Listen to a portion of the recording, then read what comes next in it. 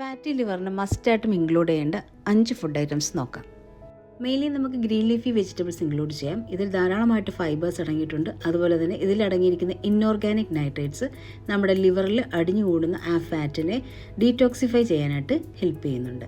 അതുകൊണ്ട് മസ്റ്റായിട്ടും ഇൻക്ലൂഡ് ചെയ്യേണ്ടതാണ് ഗ്രീൻ ലീഫി വെജിറ്റബിൾസ്.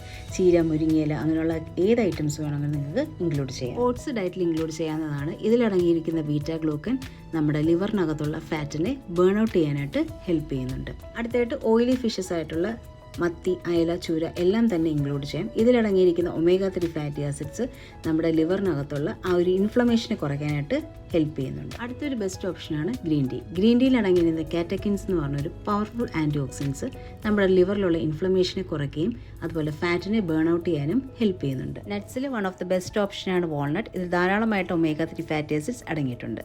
ഇതുപോലുള്ള ഹെൽത്തി ടിപ്സ് വേണ്ടുന്നവർ എൻ്റെ പേജ് ഫോളോ ചെയ്യുക.